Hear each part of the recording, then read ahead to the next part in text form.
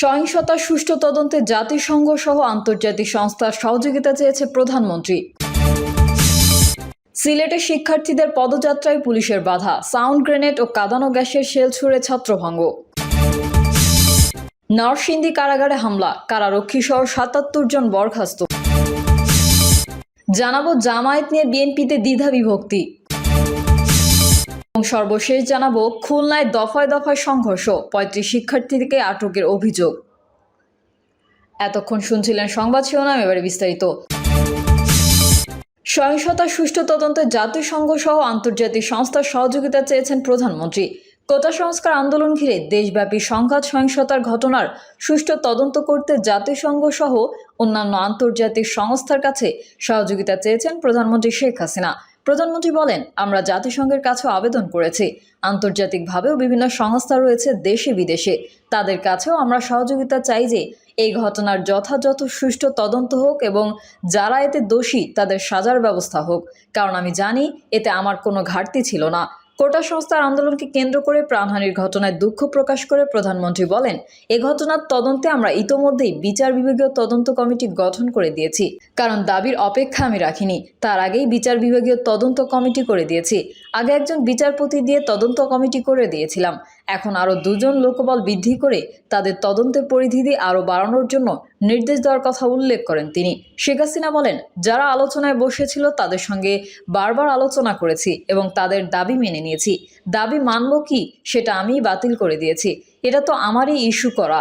Appeal করা হয় appeal বিভাগে এবং সেখানে হাইকোর্টের রায় স্থগিত করে দিয়ে আপিল বিভাগ পূর্ণাঙ্গ শুনানির তারিখ নির্দিষ্ট করে দেয়। কাজে কোটা না থাকায় আমার জারি করা প্রজ্ঞাপনটাই আবার কার্যকর হয়।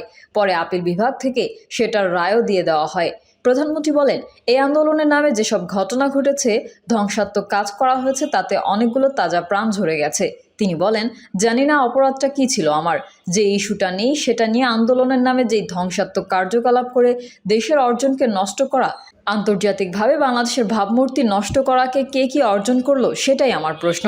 দেশবাসীর উদ্দেশ্যে প্রধানমন্ত্রী বলেন, একটা ঘটনা ঘটিয়ে ঘোলা পানিতে মাছ শিকার করায় দেশকে পেছনে টেনে নেওয়ার এই চক্রান্তে যারা জড়িত সেটা আপনাদের খুঁজে বের করা উচিত। ৭১-এ যারা পাকিস্তানি হানাদার বাহিনীর দোসর ছিল, তাদের চক্রান্ত বারবার আমাদের দেশকে পিছিয়ে নিয়ে গেছে। এটা হচ্ছে সব থেকে কষ্টের, সবচেয়ে দুঃখের। জাতির পিতার কন্যা বাষ্পরুদ্ধ কণ্ঠে বলেন, আমি যেহেতু স্বজন হারিয়েছি, স্বজন হারাবার বেদনা আমি বুঝি, তাই যারা আপনজন হারিয়েছেন তাদের প্রতি আমরা সহমর্মিতা জানাচ্ছি। প্রধানমন্ত্রী বলেন, তারা গুরুত্বপূর্ণ স্থাপনা ধ্বংস করেছে। স্থাপনা যে ধ্বংস করেছে সেগুলো তো পুনর্গঠন করা যাবে, কিন্তু যেই প্রাণগুলো ঝরে গেল সেগুলো তো আমরা আর ফিরে পাবো না। সিলেটে শিক্ষার্থীদের পদযাত্রায় পুলিশের বাধা, সাউন্ড গ্রেনেড ও কাঁদানো গ্যাসের শেল ছুড়ে ছত্রভঙ্গ। সিলেটে বৈষম্য বিরোধী ছাত্র আন্দোলনের মার্চ ফর জাস্টিস কর্মসূচিতে বাধা দিয়েছে পুলিশ। শিক্ষার্থীরা বাধা ডিঙিয়ে যাওয়ার সময় পুলিশ সাউন্ড গ্রেনেড ও কাঁদানো গ্যাসের শেল ছুড়ে ছত্রভঙ্গ করে দিয়েছে। আজ বুধবার দুপুরে সিলেট নগরের সুবিধাবাজার এলাকায় এই ঘটনা ঘটে, তবে এতে তাৎক্ষণিকভাবে হতাহতের খবর পাওয়া যায়নি। আজ বুধবার দুপুরে সিলেট নগরের সুবিধাবাজার এলাকায় এই ঘটনা ঘটে, তবে এতে তাৎক্ষণিকভাবে হতাহতের খবর পাওয়া যায়নি। প্রত্যক্ষদর্শী ও আন্দোলনকারী শিক্ষার্থীরা জানান, সারা দেশে ছাত্র হত্যা, গণগ্রেফতার, হামলা, মামলা, গুম খুনের প্রতিবাদে ও জাতিসংঘ তদন্তের মাধ্যমে বিচারের দাবিতে শিক্ষার্থীদের আজ দুপুরে পূর্ব ঘোষিত মার্চ ফর জাস্টিস কর্মসূচি ছিল। শিক্ষার্থীরা বেলা 11টার দিকে শাহজালাল বিজ্ঞান ও প্রযুক্তি বিশ্ববিদ্যালয় ক্যাম্পাসে জড়ো হতে থাকেন। পরে তারা বিশ্ববিদ্যালয়ের প্রধান ফটকে অবস্থান নেন। এ সময় বিশ্ববিদ্যালয় এলাকায় পুলিশ অবস্থান নিয়ে শিক্ষার্থীদের সরে যেতে বলে। তবে শিক্ষার্থীরা বিশ্ববিদ্যালয়ের প্রধান ফটক থেকে দুপুর 12টার দিকে সিলেট শহরের দিকে পদযাত্রা নিয়ে যেতে থাকেন। দুপুর 12:30টার দিকে শিক্ষার্থীরা নগরের সুবিধাবাজার মোড়ে পৌঁছালে সেখানে অবস্থান করা পুলিশ সদস্যরা তাদের পথ রোধ করেন। শিক্ষার্থীরা সুবিধাবাজার মোড় সড়কে কিছু সময় অবস্থান করেন। এক পর্যায়ে পুলিশ সদস্যদের সঙ্গে বাকবিতণ্ডা ও ধাক্কাধাক্কির ঘটনা ঘটে। শিক্ষার্থীরা পুলিশের ব্যারিকেড ভেঙে সামনে যেতে থাকেন। পুলিশ সদস্যরা সড়কের পাশে অবস্থান করে হঠাৎ সাউন্ড গ্রেনেড ও কাঁদানো গ্যাসের শেল ছোড়ে। শিক্ষার্থীরাও ইটপাটকেল ছোড়েন। এক পর্যায়ে শিক্ষার্থীরা ছত্রভঙ্গ হয়ে যান। নরসিংদী কারাগারে হামলা, কারারক্ষী সহ ৭৭ জন বরখাস্ত। নরসিংদী জেলা কারাগারে হামলা, ভাঙচুর ও অগ্নিসংযোগের সময় দায়িত্বে নিয়োজিত ৬৬ জন কারারক্ষী ও অন্যান্য পদের ১০ জন সহ মোট ৭৭ জনকে বরখাস্ত করা হয়েছে। এর আগে দায়িত্ব অবহেলার দায়ে জেল সুপার আবুল কালাম আজাদ এবং জেলার কামরুল ইসলামকেও বরখাস্ত করা হয়। পাশাপাশি সকলের বিরুদ্ধে বিভাগীয় মামলাও দায়ের করা হয়েছে। এর আগে গত ১৯ জুলাই কোটা আন্দোলনে ভর করে নরসিংদী জেলা কারাগারে হামলা, ভাঙচুর ও অগ্নিকাণ্ড ঘটিয়ে ৯ জন জঙ্গিসহ ৮২৬ আসামিকে ছিনিয়ে নেয় দুর্বৃত্তরা।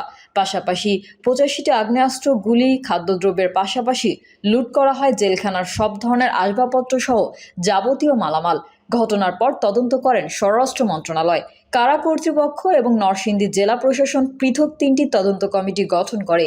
এরই পরিপ্রেক্ষিতে গত ২৯ জুলাই কারা কর্তৃপক্ষ তৎকালীন দায়িত্বরতদের বরখাস্তের পাশাপাশি মামলার সিদ্ধান্ত নেন। জামায়াত নিয়ে বিএনপিতে দ্বিধা বিভক্তি। আনুষ্ঠানিকভাবে জামায়াত শিবিরের রাজনীতি নিষিদ্ধ করার সিদ্ধান্ত নিয়েছে সরকার। আর এই সিদ্ধান্তের ফলে রাজনীতিতে কী প্রভাব পড়বে তা নিয়ে যখন কল্পনা জল্পনা চলছে, ঠিক সেই সময় জামায়াত ইস্যুতে বিএনপি প্রকাশ্য বিভক্তি দেখা দিয়েছে। জামায়াতের রাজনীতি নিষিদ্ধ করার সিদ্ধান্ত নেওয়া হয় গত সোমবার সন্ধ্যায় গণভবনে অনুষ্ঠিত ১৪ দলের বৈঠকে। আর এই বৈঠকের সিদ্ধান্ত বাস্তবায়ন করছে আইন মন্ত্রণালয়। জামায়াত শিবিরের রাজনীতি নিষিদ্ধ করার ব্যাপারে বিএনপির মধ্যে দুই ধরনের মতবাদ পাওয়া গেছে। গতকালই বিএনপির মহাসচিব মির্জা ফখরুল ইসলাম আলমগীর বলেছেন যে জামায়াত শিবিরের রাজনীতি নিষিদ্ধ হলো কিনা তাতে তার কিছু যায় আসে না। তিনি উল্টো প্রস্তাব করেন, এতদিন কেন জামায়াত শিবিরের রাজনীতি নিষিদ্ধ করা হলো না। তবে বিএনপির স্থায়ী কমিটির অন্তত ২ জন সদস্য বলেছেন, মির্জা ফখরুল ইসলাম আলমগীরের এই বক্তব্য দলীয় বক্তব্য নয়, বরং তারা জামায়াতের রাজনীতি নিষিদ্ধ করার আনুষ্ঠানিক প্রতিবাদ করবেন এবং কোনো রাজনৈতিক দলকে এই মুহূর্তে নিষিদ্ধ করা উচিত নয় বলে তারা মন্তব্য করেছেন। বিএনপির স্থায়ী কমিটির অন্তত ২ জন সদস্য বলেছেন যে তাদের সাথে লন্ডনে পলাতক বিএনপির ভারপ্রাপ্ত চেয়ারম্যানের কথা হয়েছে। বিএনপির ভারপ্রাপ্ত চেয়ারম্যান মনে করেন এই মুহূর্তে জামায়াতের পাশে বিএনপির দাঁড়ানো উচিত, কারণ এভাবে রাজনৈতিক দল নিষিদ্ধ করাটা গণতান্ত্রিক চিন্তা চেতনার পরিপন্থী। কিন্তু মির্জা ফখরুল ইসলাম আলমগীর সহ বিএনপির অন্য নেতারা মনে করেন যে জামায়াতের রাজনীতি নিষিদ্ধ হলো কি হলো না এই ব্যাপারে তাদের কোনো ভূমিকা রাখা উচিত নয়। এই বিষয়টি সরকার করছে জনগণের দৃষ্টি অন্য খাতে প্রবাহিত করার জন্য। তারা মনে করেন যে জামায়াতের রাজনীতি নিষিদ্ধ করলেও জামায়াতের সঙ্গে যৌথ আন্দোলন এবং সম্পর্ক করার সুযোগ রয়েছে, কাজেই প্রকাশ্যে এ নিয়ে কোনো কথা না বলাই ভালো। তারা মনে করেন যে প্রকাশ্যে জামায়াতের পক্ষে অবস্থান নিলে আন্তর্জাতিক মহলে একটি নেতিবাচক ধারণা সৃষ্টি হবে, এতে বিএনপির ইমেজ নষ্ট হবে। কিন্তু বিএনপি জামায়াতপন্থীরা মনে করছেন যে জামায়াতের রাজনীতি নিষিদ্ধের সিদ্ধান্তটি সরকার রাজনৈতিক স্টান্টবাজি। সরকার এমন সময় সিদ্ধান্ত নিয়েছে যখন শিক্ষাঙ্গনে ছাত্র আন্দোলনের মুখে সরকার কোণঠাসা। এই মুহূর্তে সরকার আন্তর্জাতিক মহলের দৃষ্টি আকর্ষণ করতে চাইছে। এই দৃষ্টি আকর্ষণের জন্যই তারা বিভিন্ন ধরনের অপচেষ্টায় লিপ্ত।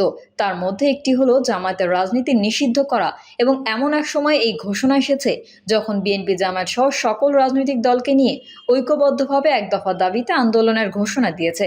বিএনপির এই অংশের নেতারা মনে করেন এ ঘটনা থেকে প্রমাণ হয় সরকার রাজনৈতিক দলের ওপর নিপীড়নমূলক ব্যবস্থা গ্রহণ করতে চায়। এর প্রতিবাদ সকল রাজনৈতিক দলের করা উচিত। আর এই নিয়ে এখন বিএনপিতে বিভক্তি সৃষ্টি হয়েছে। বিএনপি সূত্রগুলো বলছে, গত কিছুদিন ধরেই বিএনপিতে চলছে লন্ডনে পলাতক দলটির ভারপ্রাপ্ত চেয়ারম্যান তারেক জিয়ার একক নির্দেশ। তিনি যেভাবে বলছেন সেভাবেই দল সিদ্ধান্ত নিচ্ছে। এখানে দলের মহাসচিবের কোনো ভূমিকা নেই। এই অবস্থার কারণে বিএনপি আন্দোলনের ব্যাপারেও স্থিরভাবে কাজ করতে পারছে না।